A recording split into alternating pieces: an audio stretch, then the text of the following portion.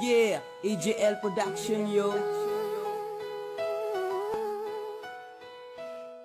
Sa tanan akong uyab, ikaw ra ang pinakalab. Maong kini nga kanta sa imo ko ihatag. Ikaw ang babae nga naghatag og kusog maong sa akong pagmata. Girl, ikaw akong barog, kini akong diskarte. Sa imo permanente, ug di na ko moarte. Sa lain nga babae, kaysa akong kasing-kasing, walain kang kabahin. Dili ni binulala, ug dili ni pambola. Kini nga paghigugma, taman sa ikaw mo lola.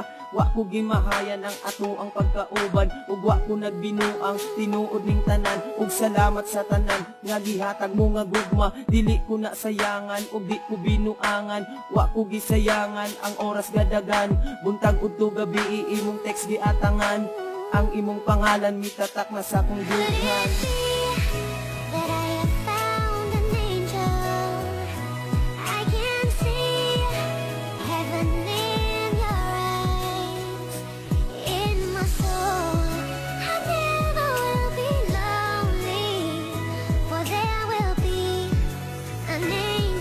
Gusto na ko nga isulti ang tanan akong gibati. Mapakita sa babae nga ako ang kinabuhi, ug siya lang ang naghatag sa ako ug kalipay. Wa nay laing pangitaon, way lain panghigugmaon. Ikaw lang ug ikaw lang, di na ibaylo sa uban. Kay ikaw man ang babaeng dugay kong gipangita, ug dili na nako kaya nga ikaw usab mawala sa kadagan sa babae ang sa ako nga miagi. Ikaw lang ang nagpakita sa ako ka importante sa relasyon nga walay limitasyon, ug dili basta bukag sa gamay ra nga rason. Sa bisan unsa nga kaagi sa ato nga sitwasyon, ikaw akong ubanan karon hangtod pohon. Di na nako ipangbalik ang sala nga akong nabuhat. Mga misunderstanding nga atong mga nadawat, akong buhaton ang tanan. Ikaw lang akong makauban.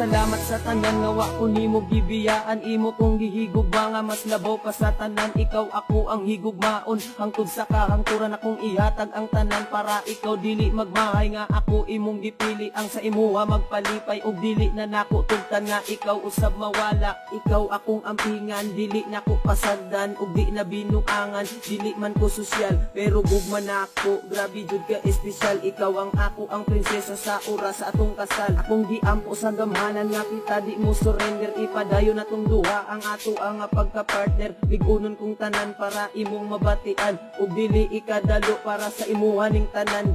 Ikaw ra jud isa, wala na gipangandoy pa sa tibuok kong kinabuhi. Ikaw ra jud isa.